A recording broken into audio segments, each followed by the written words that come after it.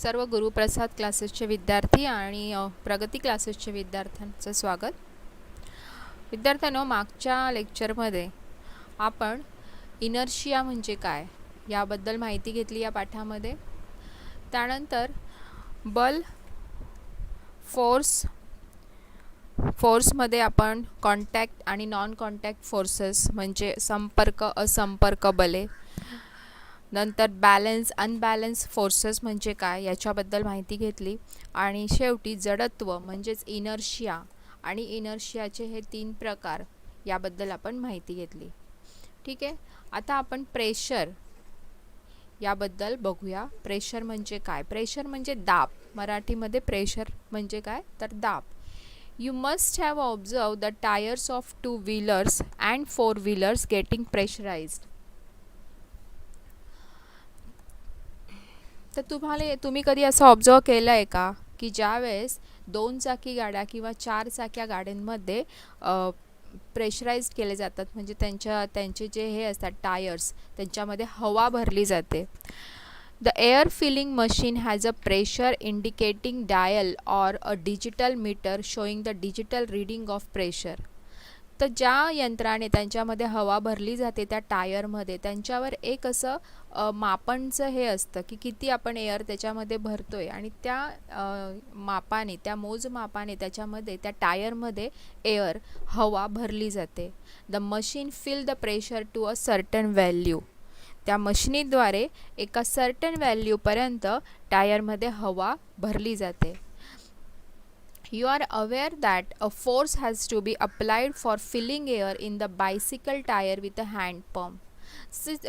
गाडींचे जे चाकं असतात त्याच्यात यंत्राद्वारे हवा भरली जाते, पण कधी तुम्ही हे बघितलं असेल की सायकलचे जे चाकं असतात तर काही मुलं ते हँड पंपने हवा भरतात त्याच्यामध्ये. By applying force air pressure is increased. जर तुम्ही हे बघितलं की जेव्हा आपल्याला आपण ज्यावेळेस फोर्स लावतो त्यावेळेस एअर प्रेशर होते आणि एअरचा जो दाब आहे तो वाढतो.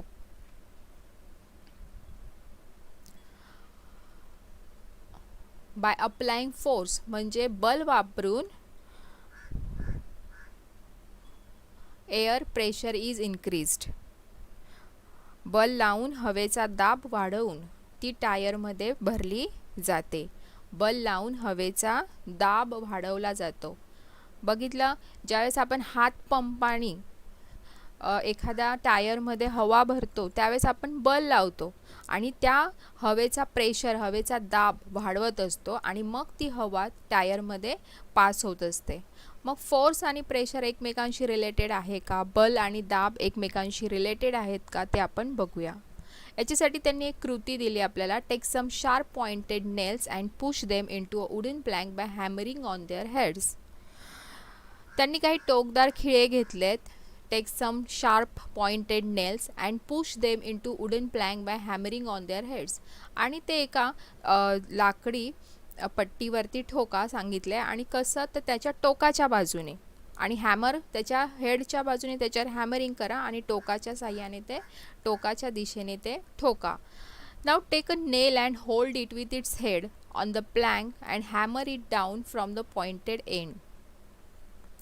आता त्यांनी उलटं करायला सांगितले की काही असेच एखादा खिळा घ्या. Take a nail and hold it with its head, आणि त्याला कोणत्या साईडनी हे करा, त्याचं जे टोक आहे त्या टोकाच्या साईडनी त्याच्यावर हॅमरिंग करा आणि हेडच्या साईडनी तो प्लँकमध्ये म्हणजे त्या फळीमध्ये घुसतोय का ते बघा. So when pressing the drawing pins into a drawing board, तर घुसेल का तो हेडच्या साह्याने? नाही. टोकाच्या साह्याने तो पटकन जाईल, टोकाच्या साईडनी तो पटकन जाईल, पण हेडच्या साईडनी तो आपण असं त्याच्या साईडचा हेड्स ठेवला आणि वरून टोकाच्या साईडनी हातोड्याने मारलं तर खिळा फळीत घुसेल का? तर नाही घुसणार. नंतर Wien pressing the drawing pins into a drawing board they get into the board easily. ज्यावेळेस टोकदार बाजूनी आपण पिना ड्रॉइंग बोर्डवर पिनअप करतो त्यावेळेस त्या पटापट जातात. By applying a force using the thumb, आपण थंबनी त्याच्यावरती काय करत असतो, फोर्स अप्लाय करत असतो, आणि मग त्या फोर्समुळे जो प्रेशर येतो त्या प्रेशरमुळे पिना पटकन आतमध्ये ड्रॉइंग बोर्डमध्ये घुसतात. पण एखाद्या वेळेस आपल्याला अंगठ्याला इजा होण्याची सुद्धा त्यावेळेस शक्यता असते. On the contrary, while pressing ordinary pins into the board with a thumb, the thumb may get hurt. आपल्या अंगठ्याला इजा होण्याची शक्यता असते. तर ह्या आकृतींवरनं आपल्याला काय बघितलं, what does the simple experiment tell. आपल्याला ह्या कृतीतून काय समजलं, the nail easily penetrate into wood from its pointed end. खिळे असू दे किंवा टाचण्या असू दे, हे त्यांच्या टोकाच्या बाजूने पटकन लाकडामध्ये घुसले. From this you will notice that when a force is applied on the head of the nail, it is to hammer it into plank. म्हणजे ज्यावेळेस आपण फोर्स लावला, एखाद्या खिळ्याला आपण जेव्हा वरून फोर्स लावतो त्यानंतर तो त्या प्लँकमध्ये घुसतो. त्या प्रेशरमुळे तो त्या प्लँकमध्ये काय होतो, घुसतो आहे किंवा आपल्याला ते खिळा फळीत ठोकणे सोपे जाते. It is easy to cut vegetables, fruits with a sharp knife. A blunt knife does not work here. Why does this happen? तर भाजी किंवा फळे चिरताना जर तुम्ही धारदार सुरी घेतली तर त्या भाज्या किंवा फळे पटकन कापले जातात. पण ब्लंट नाईफ म्हणजे एखाद्या सुरीला, एखाद्या चाकूला जिथे धार नसते त्यावेळेस ते कापायला जड का जातं. तर याचं उत्तर आहे की जो फोर्स आहे म्हणजेच प्रेशर हा एरियावर डिपेंड असतो, क्षेत्रफळावर, त्या जागेच्या क्षेत्रफळावर डिपेंड असतो. तर ज्यावेळेस आपण चाकूनी फळे कापतो तेव्हा जो चाकूचा जो कटिंगचा जो भाग आहे, चाकूची जी धार आहे तिचं क्षेत्रफळ हे ज्या चाकूला धार नाही तिच्या क्षेत्रफळापेक्षा कमी असतं. आणि जेव्हा क्षेत्रफळ कमी आहे त्यावेळेस काय होतं, प्रेशर जास्त लागतो. क्षेत्रफळ जर जास्त असेल तर प्रेशर कमी लागतो. त्यामुळे ज्यावेळेस आपण धारदार चाकूने कापतो फळे त्यावेळेस तिथला एरिया जो आहे, तिथलं जे क्षेत्रफळ जे आहे धारदार चाकूचं ते कमी असल्यामुळे प्रेशर जास्त प्रमाणात, दाब जास्त प्रमाणात लागतो आणि पटकन सुरीने भाजी किंवा फळे कापले जातात. अंडरस्टँड.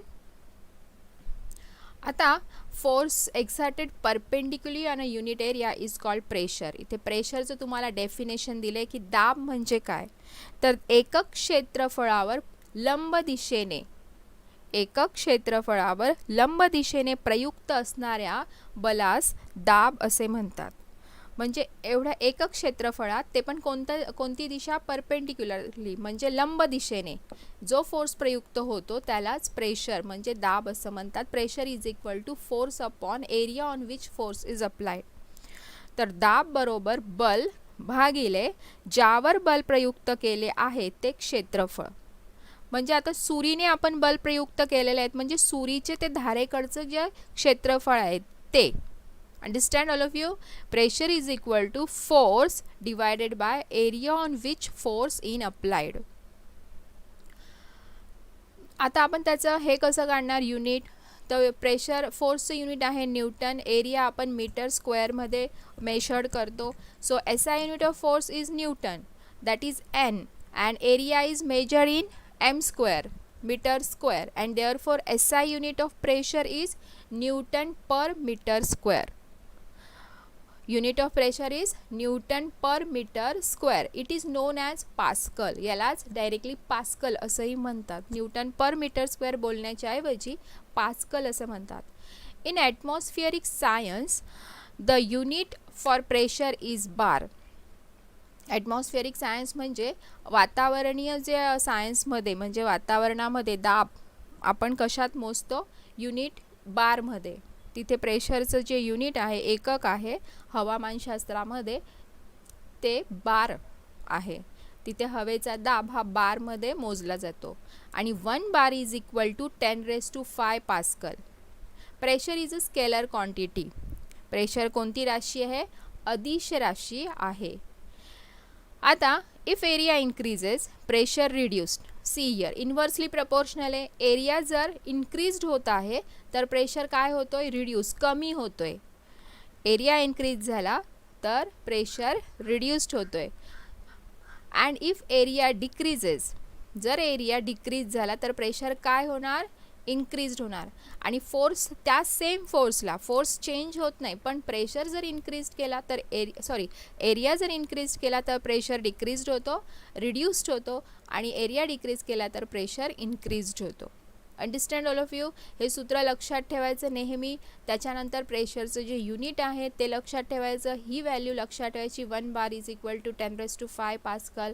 नंतर ॲटमॉस्फेरिक सायन्समध्ये कशामध्ये प्रेशर मोजलं जातं, ह्या सगळ्या इम्पॉर्टंट लाईन्स आहेत. सो त्या लक्षात ठेवायच्या. आता इथे त्यांनी एक एक्झाम्पल दिलं आहे की for example due to the natural adaptation the bottom surface of the camel's feet are broad, hence the camel's weight is exerted on a large area and the pressure on the sand is reduced. This is why camel's feet do not penetrate into the sand and it becomes easy to walk. म्हणजे त्यांनी जे इथे सांगितलं की क्षेत्रफळ वाढलं तर काय होतं, प्रेशर कमी होतो. तसंच वाळवंटामध्ये कोणता ॲनिमल असतो, उंट, आणि उंटाच्या पायाचे तळवे जे असतात ते कसे असतात, bottom surface of camel's feet are broad, ते असे पसरट असतात आणि त्यामुळे जेव्हा उंट चालतो तर तो जे बल पायावर लावतो ते पूर्ण बलामुळे जो प्रेशर तयार होतो तो पसरट भागावरती डिवाइड होतो आणि पसरट म्हणजे एरिया वाढतो. Understand. Camel's weight is exerted on a large area आणि एरिया वाढला म्हणजे प्रेशर जो असतो तो काय होतो, प्रेशर जो सँडवरचा पायानी जो प्रेशर सँडवर म्हणजे रेतीवर पडणार आहे तो कमी होतो बिकॉज एरिया लार्ज झाल्यामुळे. आणि त्यामुळे त्याचे जे पाय आहेत do not penetrate into the sand, वाळूत त्याचे पाय घुसत नाहीत. काय होत नाहीत, वाळूमध्ये उंटाचे पाय घुसत नाहीत आणि त्याला मग चालणे सोपे जाते. हे तुम्हाला गिव रिझन्समध्ये येणार, कारण की त्याचे पाय पसरट असल्यामुळे क्षेत्रफळ वाढते आणि क्षेत्रफळ वाढल्यामुळे प्रेशर जो असतो तो कमी होतो आणि प्रेशर कमी झाल्यामुळे तो इझिली चालू शकतो. आता प्रेशर्स ऑन सॉलिड्स म्हणजे स्थायूवरील दाब. Air pressure is exerted on all the objects kept in air. हवेमध्ये कोणतीही वस्तू जी असते तिच्यावर हवेचा दाब असतो, बरोबर. When a weight is kept on a solid pressure is exerted on it. स्थायूवर, सॉलिड्स म्हणजे वजन आणि प्रेशर तर माहिती आहे दाब, तर स्थायूवरील दाब आपण बघतोय इथे. Air pressure is exerted on all the objects kept in air when a weight is kept on a solid. जेव्हा एखाद्या स्थायू पदार्थावर आपण वजन ठेवतो, वेट इज केप्ट, तर on a solid pressure is exerted on it, तर तिच्यावरती काय होतो, त्याचा दाब पडतो. स्थायूवर एखादे वजन ठेवले तर त्या वजनामुळे स्थायूवर काय वाढतो, दाब वाढतो. And this pressure depends on the value of the weight. आता जे वजन वाढतं ते त्याने किती वजन ठेवलं आहे आणि त्याने किती एरियावर ते वजन ठेवलं आहे याच्यावर डिपेंड आहे. ते तुम्हाला ह्या ॲक्टिव्हिटीमधनं दिसेल. इथे एक लाकडी फळी त्यांनी ठेवली आहे, दोन हे ठेवले तर त्याच्यावर एक लाकडी फळी, दोन खोके ठेवले त्याच्यावर एक लाकडी फळी ठेवली आहे. ठीक आहे. इथे ह्या लाकडी फळीवर काही वजन नाही आहे त्यामुळे ते लाकडी फळी एकदम सरळ आहे. सेकंड डायग्राममध्ये त्यांनी त्याच्यावर पुस्तकं ठेवलेत पण ते पुस्तकं विखुरलेत, म्हणजे एकाच ठिकाणी नाही ठेवलेत, वेगवेगळ्या, आणि त्यामुळे फळी थोडीशी वाकली आहे. म्हणजे जास्त क्षेत्रफळ घेतलं आहे वजनाने त्याच्यामुळे फळी थोडीशी वाकली आहे. आणि इथे काय केलं आहे त्यांनी की एकावर एक सगळे पुस्तकं ठेवले आणि म्हणून फळी जी आहे ही जास्त वाकली गेली आहे. You must have seen a vegetable vendor. तर पहिले आपण हे बघूया की याच्यावरून आपल्याला काय समजते. तर ज्यावेळेस आपण वजन एकाच ठिकाणी ठेवतो त्यावेळेस क्षेत्रफळ काय झाले आहे, कमी झाले आहे आणि त्यामुळे प्रेशर इन्क्रीज झालं आहे आणि जास्त दाब वाढल्यामुळे ती फळी वाकली गेली आहे. कळतंय. म्हणजे हा जो प्रेशर आहे हा कशावर डिपेंड आहे, तर ते वजन किती आहे, value of the weight and the contact area between two, आणि त्यांचा तो दोघांमधला जो एरिया आहे कॉन्टॅक्ट एरिया तो किती आहे याच्यावर डिपेंड असतो. समजलं. त्याच्यानंतर you must have seen a vegetable vendor carrying a basket on her head. She keeps a twisted piece of cloth on the head below the basket and how does it help. म्हणजे तुम्ही भाजीवाले बघितले असतील, ते direct असे भाजीची जी टोपली असते ती डोक्यावर नाही ठेवत. ते काय करतात, एक कपड्याची अशी चुंबळ बनवतात आणि ती डोक्यावर ठेवतात आणि मग त्याच्यावर भाजीची टोपली ठेवतात. तर त्याच्या मागचं रिझन काय आहे, जर त्यांनी डायरेक्ट भाजी डोक्यावर ठेवली तर ते सगळं वजन त्यांचं एकत्रपणे डोक्यावर पडेल आणि त्यामुळे ज्यावेळेस ते चुंबळ ठेवतात तर ते वजन जे आहे ते तेवढ्या एरियावर काय होतं, विखुरलं जातं आणि जरासं वजन त्यांना हलकं वाटतं. समजते? We cannot stand at one place for a long time. How then can we sleep on a place for 8 and odd hours? म्हणजे आपण एका ठिकाणी जास्त वेळ उभं राहू शकत नाही, कारण पूर्ण प्रेशर आपल्या पायांवर येईल आणि मग पायांचे स्नायू दुखू लागतील. पण ज्यावेळेस आपण झोपतो तर आपलं वजन जे आहे ते एवढ्या एरियावर विखुरले गेल्यामुळे आपल्यावर जास्त प्रेशर पडत नाही, प्रेशर कमी पडतो आणि म्हणून आपण त्या ठिकाणी जास्त वेळ झोपू शकतो. For skiing on ice why are long flat skis used? म्हणजे जेव्हा बर्फावरून सरकायचं असते तेव्हा लॉंग अशा पसरट पट्ट्या, पसरट अशा फळ्या का वापरतात? तर त्याचंही रिझन तेच आहे की जेव्हा पसरट आपण काही वापरतो तर एरिया वाढला आणि एरिया ज्यावेळेस वाढतो त्यावेळेस प्रेशर जो असतो तो कमी होतो. आपण डायरेक्ट त्या बर्फामध्ये घुसू शकत नाही, तर आपण त्याच्यावरती छानपैकी स्किपिंग करू शकतो. Understand all of you? Now हा बघितला आपण इथे प्रेशर ऑन सॉलिड. आता सेकंड पॉईंट आहे प्रेशर ऑफ लिक्विड. जसा स्थायूवर दाब असतो तसा लिक्विडमुळे सुद्धा दाब, लिक्विडवर पण दाब असतो, ते आपण बघूया. Take a plastic bottle. इथे यांनी एक कृती दिली आहे की एक प्लास्टिकची बॉटल घ्या. Take a 10 centimetre long piece of glass tube on which a rubber balloon can be fitted. आणि एक प्लास्टिकची बॉटल साईडला ठेवा आणि एक 10 सेंटीमीटर अशी लांब एक काचेची नळी घ्या. Warm up one end of the glass tube. आणि त्या काचेच्या नळीचं एक टोक जे आहे ते गरम करा and gently push in the bottle. आणि त्या बाटलीमध्ये ते घुसवा. At about 5 centimetre from the bottom. 5 centimetre बॉटमची म्हणजे तळापासून, बाटलीच्या तळापासून 5 सेंटीमीटर अंतरावरती ती दुसरी जी ट्यूब आपण घेतली आहे, काचेची नळी घेतली आहे, ती घुसवा एका टोकाने. To avoid water leakage apply molten wax on the side. तर तुम्ही जिथे ती नळी घुसवली तिथे लिकेज होईल पाण्याचा आणि त्यामुळे तिथे काय लावा, थोडासा वॅक्स लावा. Now fill water slowly in the bottle. आणि आता काय करा, ती बाटली जी आहे ती पाण्याने हळूहळू भरा. And see how the balloon inflates. आणि तुम्हाला काय दिसेल की तो जो फुगा आहे तो हळूहळू काय होईल, फुगेल. What is observe the pressure of the water act on the side of the bottle as well. तर काय दिसते की पाण्याचा दाब हा बाटलीच्या बाजूवरही पडतो.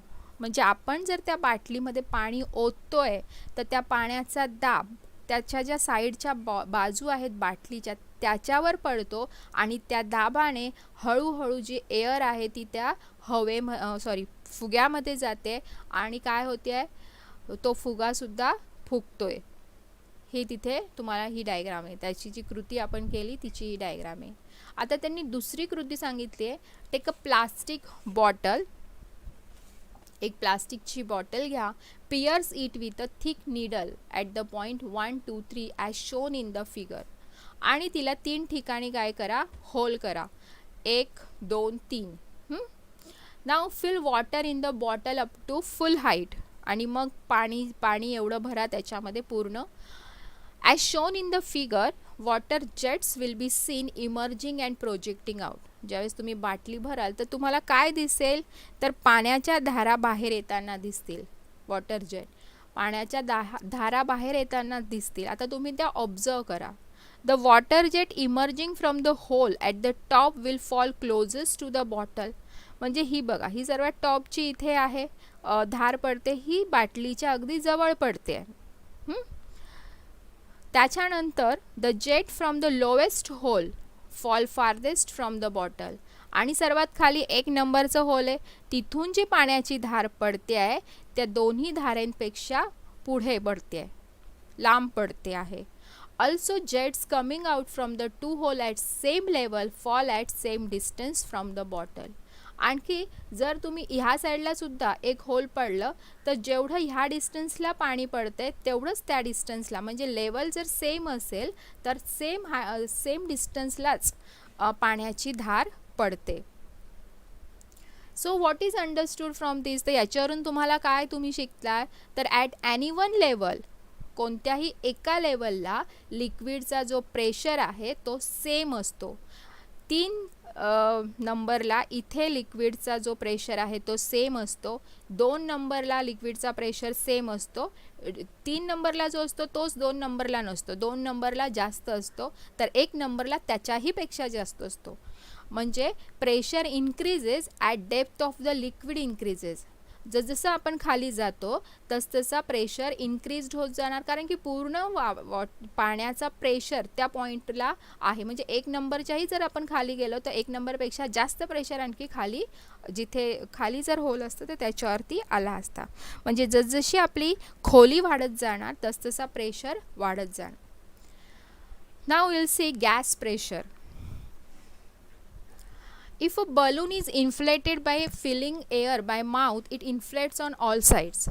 तर आपण तुम्ही नेहमी बघता की ज्यावेळेस फुगा आपण फुगवतो त्यावेळेस तो फुगा सगळ्या दिशांनी फुगला जातो. असंच नाही फक्त पुढेच फुगला जातो, सर्व दिशांनी फुगतो.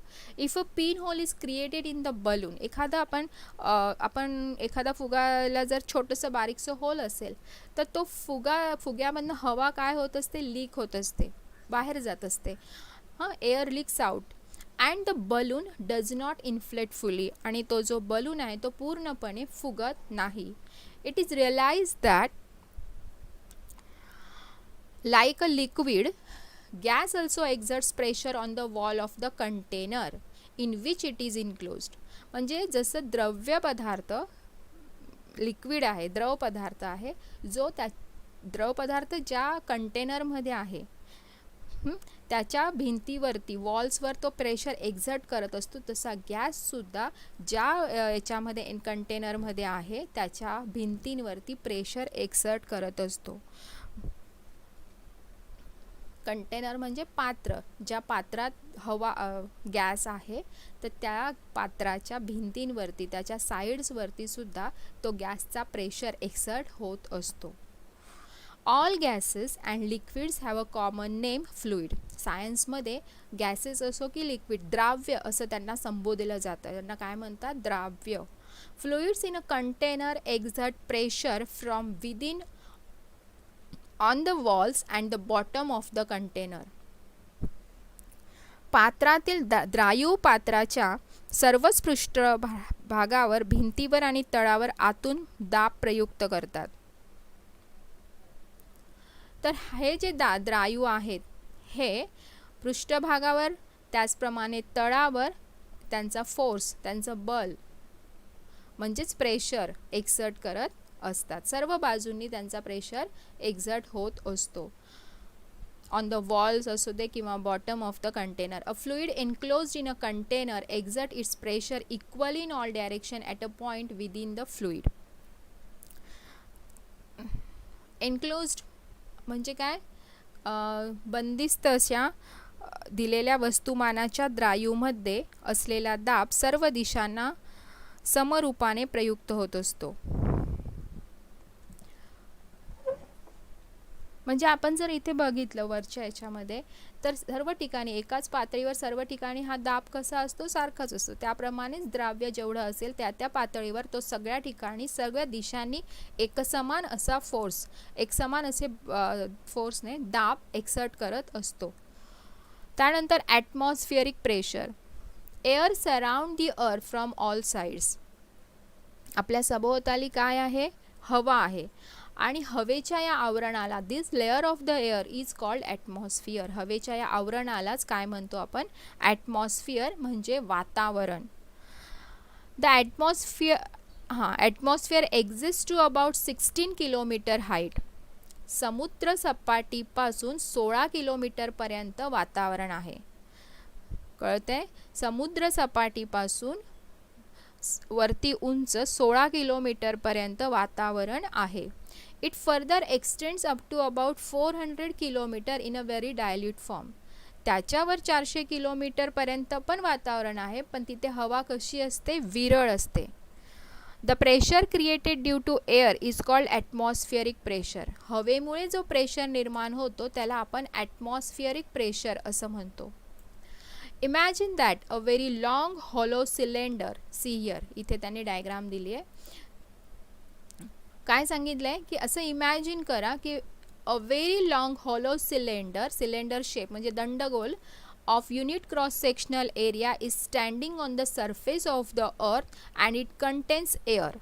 म्हणजे पृथ्वीवरती एक दंडगोल असा उंच तुम्ही उभा केला आहे एकक क्षेत्रफळावरती. त्याच्यामध्ये पूर्ण काय भरली आहे, air. Weight of this air is the force applied in the direction of centre of the अर्थ.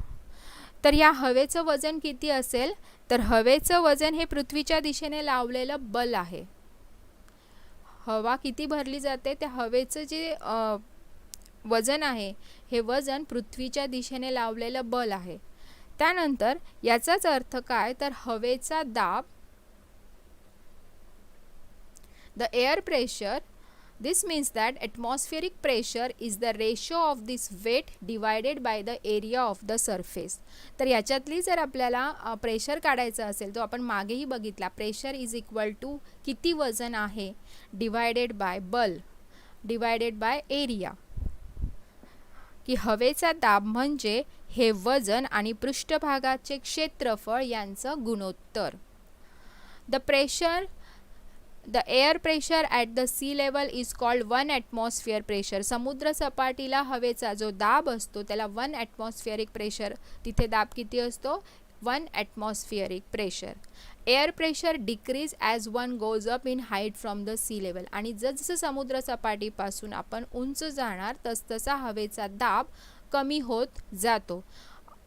एअर प्रेशर म्हणजे हवेचा दाब कमी होतो, कारण की हवाच तिथे कमी होत जाते, हवेचे प्रमाणच विरळ होत जाते, म्हणून जसं आपण वरती जातो तसा हवेचा दाब कमी होतो. आता इथे व्हॅल्यू दिले की 1 atmosphere is equal to 101 into 10⁻³ pascal, that is equal to 1 bar equal to 10⁻³ metre bar. हे इम्पॉर्टंट असतात, हे नेहमी पाठ करून ठेवायचे, लिहून ठेवायचं कागदावर, आणि जिथेही तुमचं कुठे फर्निचर असेल किंवा जाता येता जी जागा तुम्हाला समोर तिथे ते सगळे सूत्र फॉर्म्युले लावून ठेवायचे, म्हणजे आपण जसं येता जाता ते बघतो आणि ते आपल्या चांगल्या लक्षात राहतं. म्हणजे वाचल्यानंतर नेहमी वाचनात आल्यावरती ती गोष्ट आपल्या चांगली लक्षात राहते. Atmospheric 1 metre bar is equal to 10⁻² pascal, that is hectopascal. Atmospheric pressure is specified in the units meter bar or hectopascal. वातावरणीय दाब जो असतो तो मीटर बार किंवा हेक्टोपास्कलमध्ये मोजला जातो. The atmospheric pressure at a point in the air is equal from all sides. म्हणजे हवेमध्ये एका ठिकाणी त्या वस्तूवरती सगळ्या बाजूंनी प्रेशर त्याच्यावरती असतो, एअर प्रेशर सगळ्या बाजूंनी असतो आणि तो सारखा असतो. तर त्या वस्तूवर हा प्रेशर कसा तयार होतो. If air exist in a closed container, air molecules random motion continuously hit the wall of the container. आता काय सांगितलं आहे तिथे की इफ एअर म्हणजे हवा एका बंद कंटेनरमध्ये, बंदिस्त पात्रामध्ये जर तुम्ही बघितलं तर तिथे सुद्धा हवेचा प्रेशर असतो. तर तिथे तो प्रेशर कसा तयार होतो, कसा क्रिएट होतो, तर एखाद्या बंदिस्त पात्रात जर हवा असेल तर ते हवेचे रेणू एकमेकांच्या यादृच्छिक गतीने पात्रांच्या बाजूवर आदळतात. म्हणजे आता समजा हा इथे बंद डब्बा आहे, हां, ते या बंद डब्यामध्ये हे हवेचे रेणू आहेत, ते एका ठिकाणी बसतात का, तर नाही, ते एकमेकांवरती आदळतात. त्यांची ती गती चालू असते इकडून तिकडे जाण्या येण्याची, आणि त्यामुळे ते एकमेकांवरती आदळतात. आणि त्याचप्रमाणे ते पात्राचा जो पृष्ठभाग आहे किंवा पात्राच्या ज्या साईडची जे बाजू आहेत त्याच्यावर येऊन आदळतात. तर ह्या अंतरक्रियेमध्ये काय होतं, पात्राच्या बाजूवर बल प्रयुक्त होते, force is created, pressure is created. त्यांच्या ह्या आदळण्यामुळे प्रेशर तयार होतो, बलामुळे दाब तयार होतो. If air exist in a closed container, the air molecules म्हणजे हवेचे रेणू in random motion continuously hit the walls of the container. कुठे जाऊन आदळतात ते डब्याच्या पृष्ठभागावरती, म्हणजे साईडच्या ज्या बाजू आहेत त्याच्यावर जाऊन ते आदळतात. In this interaction force is exerted on the wall of the container. आणि त्यांच्या या अशा आदळण्यामुळे काय होतं, बल प्रयुक्त होते. Pressure is created due to this force. आणि त्यामुळे दाब हा तयार होतो. ह्या फोर्समुळेच काय तयार होतो, दाब तयार होतो.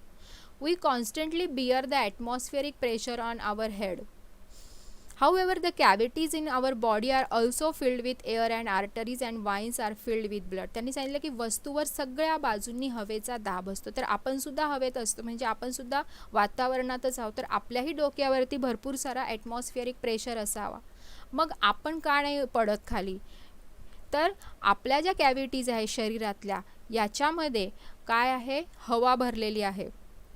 आणि ज्या आपल्या नसा आहेत त्याच्यामध्ये रक्त भरलं आहे.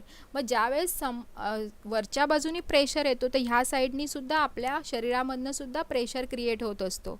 आणि हे दोन्ही प्रेशर काय होतात, बॅलेन्स्ड होतात. आणि म्हणून आपल्याला काही इजा होत नाही.